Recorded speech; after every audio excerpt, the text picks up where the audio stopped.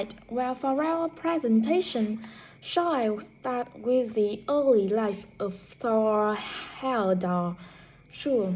Why don't you begin with describing the type of boy he was, especially his passion for collecting things? That's right. He had his own little museum, and I think it's unusual for children to develop their own values and not join in their parents' hobbies. I'm thinking of how Heyerdahl would go hunting with his dad, for example. Yeah, he preferred to learn about nature by listening to his mother read to him. And quietly on, he knew he wanted to become an explorer when he grew up. That came from his camping trips. He went on in Norway, I think. No, it was camping that he spent his time on as a young man. Alright. After university, he married a classmate, and together they decided to experience living on a small island to find out how harsh weather conditions set people's lifestyle. As part of their preparation before they left home, they learned basic survival skills like building a shelter. I guess they needed that knowledge in order to live right in a remote location with few inhabitants cut up by the sea, which is what they were aiming to do. An important part of your talk should be the radical theory Heyerdahl formed from examining mysterious ancient cavings that he happened to find on the island. I think you should finish with that. Alright, Victor, so after your part, I talk about the adult life, continuing from the theory he had about Polynesian migration. Up until that time, of course, academics had believed that humans first migrated to the islands in Polynesia from Asia in the west. Yes, they thought that travel from the east was impossible because of the huge, empty stretch of ocean that lies between the islands and the nearest inhabited land.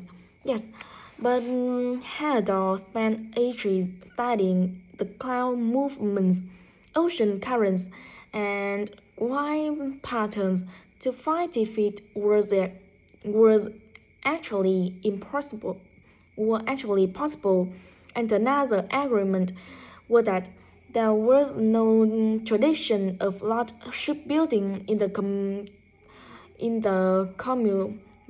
communities lying to the east of Polynesia. But Heyerdahl no, they made lots of coastal voyages in locally built canoes. Yes, or sailing on rafts, as was shown by the long voyage that Heyerdahl did next. It was an incredible risky journey to undertake. Sometimes I wonder if he did that trip for private reasons, you know, to show others that he could have spectacular adventures. Do you think what do you think, Olivia? Well, I think it was more a matter of simply trying out his idea to see if migration from the east was possible. Yes, it's probably it. And the poor guy suffered a bit at that time because the war forced him to stop his work for some years. Yes, when he got started again and planned his epic voyage. Do you think it was important to him that he achieved it before anyone else did? I haven't read anywhere that was his motivation. The most important factor seems to have been that he used only Asian techniques and local materials to build his raft. Yet, I wonder how fast he went. Well, I took them 97 days from South America to the Pacific Islands. And after that, Haldor went to Esther Island, didn't he? We should mention the purpose of that trip. I think he sailed there in a boat made out of reeds. No, that was later on in Epic, Olivia. Oh yes, that's right. But what he wanted to do was talk to the local people about their old stone carvings and then make one himself to learn more about the process. I see. Well, what a great life! Even though many of his theories have been disproven, he certainly left a lasting impression on many disciplines, didn't he? To my mind, he was the first person to establish what modern academics call practical archaeology.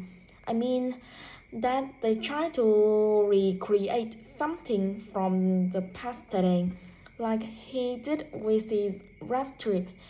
It's unfortunate that his ideas about where Polynesia originated from have been completely,